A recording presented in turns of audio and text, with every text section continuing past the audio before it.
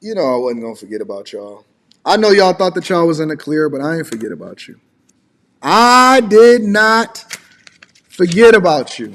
No, I didn't. Chicago. You thought that I forgot about you? Notice of assessment, taxable value. Let's see what they got going on out here in these streets. Y'all thought that I forgot about y'all? I heard y'all was over there being disrespectful to police officers again. I heard y'all was over there being disrespectful to police officers again. Is that true? That's not good. That's not good. My property taxes went up. 2024 inflation rate multiplier is, wow.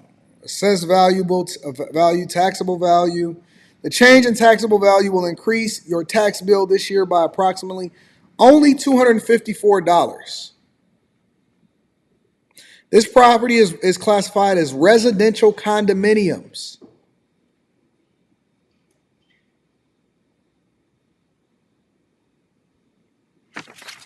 Anyways, let's continue. I love y'all. I appreciate y'all. Apparently, Chicago got to be brought to the front of the congregation, and that's what we're going to do. Judy, a large police presence remains here on the scene some 3 hours after this shooting occurred. Police investigators are looking for witnesses who can help fill in the blanks of this incident. We are told at this point that two suspects may have been involved in this and that they are looking for them right now. According to a tweet from Alderman Timmy Knutson, in this ward, an off-duty CPD sergeant, fired his firearm at two offenders in the alley of the 2700 block of North Halsted. On-duty officers responded quickly, but no arrest has been made at this time. That's the end of that quote. That is the same narrative that we are hearing, however, from police sources as well. It sounds like the officer fired one shot in the direction of the offenders, but did not hit anyone. This is a very busy neighborhood with a number of stores and restaurants as well up and down the street. We talked to one of the store owners. We have to keep our door locked a lot.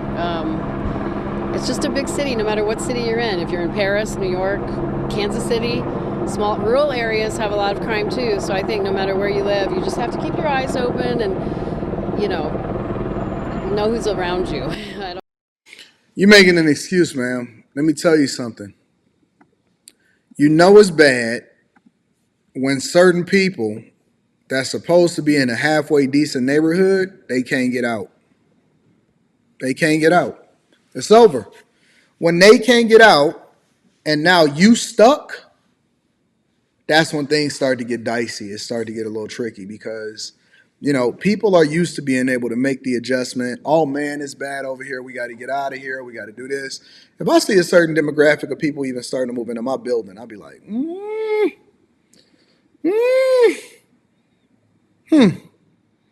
As I'm getting my car valeted, I'll ask a question. I haven't seen it yet, but I'll ask the question. I'll be like, hey, so they just visiting? Oh yeah, they just visiting. They're not actually buying nothing. They just visiting. They just want to try to take a tour. Oh, okay, they just being nosy. I got you. They want to see what's happening in the streets. When I see a certain element that even come into my vicinity, maybe we need to increase how much we paying for what we got going on over here because we want to keep a certain element out. I ain't smelled not one piece of weed smoke in my building. I ain't seen nothing. Not nothing. Now, you know that it started getting bad when certain people is trying to sell you on the idea that, oh man, crime happens everywhere. You just got to keep your head on the swivel. That's not what they used to say. That's not what they used to say. They didn't used to say, you know what white flight is? What white flight happened in Detroit? When black people started moving into Detroit because it was coming up in order to get the factory jobs, especially when it came to the automotive industry, very, very early in the 50s and the 60s and stuff like that. And then when you had the 67 riots, that was it. Because white people was already starting to move out. And it was like, we're not about to be dealing with this element because these people don't even know nothing yet. Right? And so what happened was the 67 riots happened and the city just went on a 40-year decline after that. 50-year decline. It wasn't until after 2008 when we got Granholm out of office and some things started changing. Then that's when you start seeing a 10 to 15 year transition from a resurgence, or as a result of a resurgence, into it being what it is today. But it had to go all the way down, just like a regular person. It had to go all the way down before you could start to get everybody. Because see, what happened was you had white flight. The people from all of the white residents, 67 riots happened. People burned down all of their own neighborhoods. They burned down the whole city. People moved out. All of the white people went out. They left the city. They went all into the suburbs. They built up the suburbs.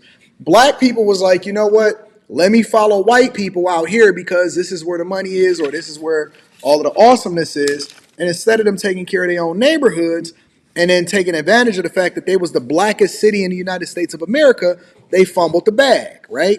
So then the property values went down. The city filed for bankruptcy. We got new mayors, we got new city council, we got new everything, we got new business owners. Dan Gilbert decided that he wanted to make his headquarters in Detroit. They moved all of their employees from Quicken Loans in there. They got contracts from Microsoft, Google to then basically become a technology hub. Ford Motor Company decided that they wanted to reinvest in the city.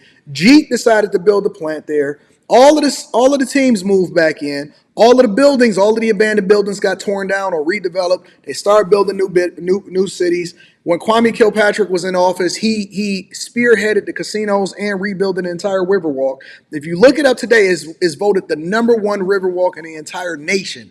It's the number one Riverwalk in the entire nation. All of the white people moved in. Downtown started to have a resurgence. It started to spread outward. You've seen the Livernois corridor or the Avenue of Fashion starting to change.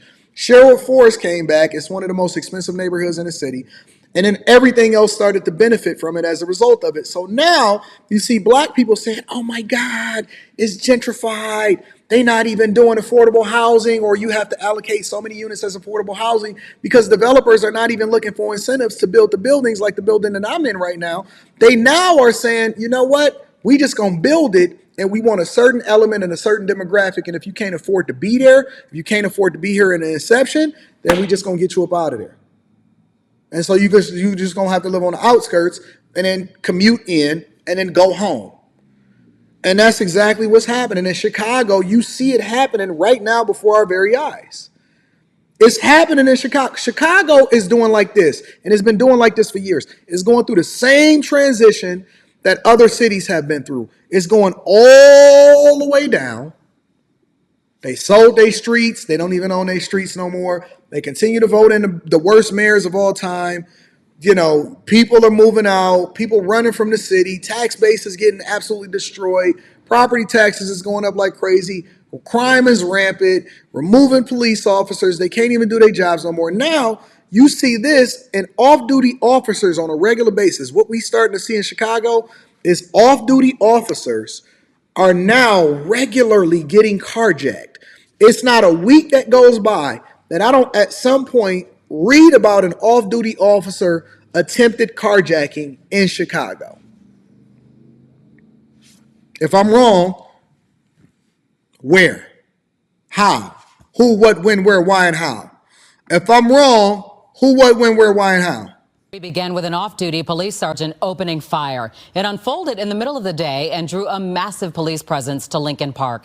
Casey Cronus is live there with the latest tonight. Casey. Don and Scott, this was still a very active scene here until about an hour ago when the last police command unit left. Now the Civilian Office of Police Accountability is investigating. On a busy afternoon in Lincoln Park, where sidewalks rarely see a break from foot traffic. The first thing I saw was a lot of helicopters. A shooting involving an off-duty officer is leaving neighbors stunned. Well, it's really shocking. You know, this area, Lakeview, Lincoln Park, you know, we think of it as very safe. Just before 3:30 p.m. Nope. Don't matter what you think of it like. Don't matter what you think of it like. They got the goons out now. We're told a police sergeant who was not working at the time was driving northbound in an alley near Halstead and Diversey when police say two people were running toward his car. Officials say one of them had a handgun. I wouldn't be overly surprised if it was 3:30 a.m., but the afternoon is really strange. They not waiting. It's 3:30 p.m. and they're carjacking sergeants in what is supposed to be the nice or the nicer part of town. See, you thought that it was just at 3:30 a.m. No, it's 3:30 p.m. Daytime. Shoe program. 23-hour lockdown. Police say the 51-year-old off-duty officer got out and fired one shot. The two individuals ran. And my landlord called me and said, can you go look in the alley? I heard there was a shooting back there. Geneva Curran owns Halstead Flowers. Her business connects to that alley. We're always in the alley. We take out our recycling, we empty our trash, and we cut down the alley. It's also where Eric McCann had taken his dog for a walk minutes earlier. You kind of have to keep your head on a swivel at all times in Chicago. At Halstead and Schubert, Janet Tunyon was preparing to open a Live One, a local bar, and heard the gunshot. The whole city is experiencing so much trauma with all this. Look at all these white folks. Look at these white folks with a W. W, white folk. HWYTE. These white folks are scared now because you can't outrun it. Ain't nowhere else to go because you can't afford to go nowhere else. See, inflation kicked all of y'all butts. And while y'all was trying to figure it out and y'all thought that y'all was getting good jobs, the criminals was doing the same thing. And then they realized, wait a minute, we can get out to where you at. And we gonna move into your neighborhood. And we gonna smoke weed. And we gonna raise pit bulls in the front yard. And we gonna carjack police officers at 3:30 p.m. in the daytime. It's violence, and it's really sad. No one was injured in the shooting, and no one is in custody. And nobody is in custody. That's the key. Nobody is ever in custody in Chicago. Nobody is ever in custody in Chicago. Nobody is identified. Nobody is in custody. Everybody just get around. Migrants ain't in custody. Black people ain't in custody. White people ain't in custody. Criminals ain't in custody. Nobody knows nothing. Nobody's seen nothing. Nobody can spot nobody. Nobody knows what the heck is going on until somebody just end up unidentified and missing. Nobody is ever, even a police officer, getting shot at and possibly carjacked. Nobody is ever in custody. Nobody. Nope, Jovan, you got to spell wrong. It's not HWITE. It's HWYTE. HWYTE. White folks are starting to suffer now, so you know it's an issue. But you know what the funniest part about it is? As little police officers as they have, and as much crime is going on, even in their schools, guess what they decided to do? Remove police officers from the school. Chicago is removing police officers, and your children not even safe no more. Getting the money and reinvesting it by getting all these programs, nursing programs, culinary arts, all these programs for these students so they don't have to go outside of high school, outside of resources just to become the person they want to be when they grow up. Mixed reaction to a much anticipated decision after much debate. The Chicago Board of Education votes to remove school resource officers from schools by the next school year. Okay, we've seen rallies for and against the safety plan resolution for months. Now here we are. Dr. Joyce Kenner, one of the most respected voices in education here in Chicago, sitting here down with me this morning to react to this controversial vote. Good morning. Good morning. How are you? I'm doing well. Good. Thank you so much for your time. You're welcome. Let's hop right into this. So many people are talking about it. To many, this was not a surprise because Mayor Brandon Johnson, even as a candidate, was in support of this. The CTU was behind it. What's your initial response to the vote? My initial response was I've always been adamantly against removing police officers from the schools. Mm-hmm. And I would say that if you've never sat in the seat of a principal, never been an administrator of a school, you have no idea what we go through every single day to try to keep our kids safe. For 27 years as principal of Whitney Young High School, every day I would go home and say, I made it through another day without a child getting hurt at our school. That's crazy. That's crazy. For 27 years, you basically in prison. You're in prison because you're thanking God. And this is your norm. We've become so desensitized, and this become our norm to where People have to thank God that nobody got hurt that day just because y'all going into an institution for learning. Jesus Christ. And I just truly believe that police officers should not have been removed. I think it should have been a local decision, school decision. Whitney Young is different than other schools. Yeah. Other schools are different than Whitney Young. And I just think that it should have been a local school decision whether or not a school needed police officers or not. Yeah, 3 decades that you spent, the bulk of there at Whitney Young, so respected here in the community. We've never seen a send-off quite like yours. Thank you. But it is true that educators here in Chicago have a bigger job than just the books and educating our students. So in recent weeks, we have seen children walk outside of school in the middle of the day and die in shootings in multiple instances. We're talking about life or death types of things here. So do you think this vote, instead of resource officers, it was built on favor? Look at the signs in the back. Look at the signs in the back.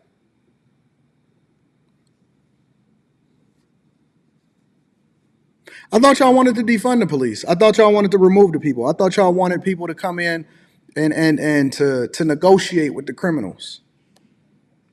I thought that this was what y'all wanted. It was coming anyway because all of the money is going to fund the migrant crisis.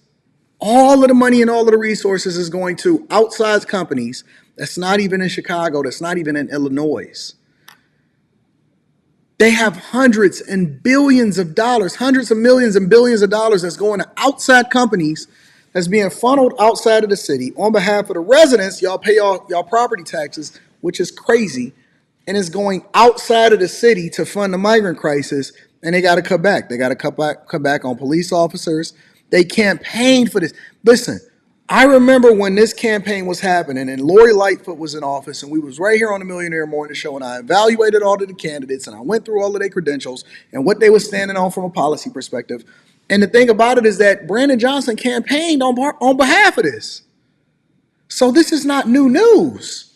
All he doing is following through on what his campaign promise is.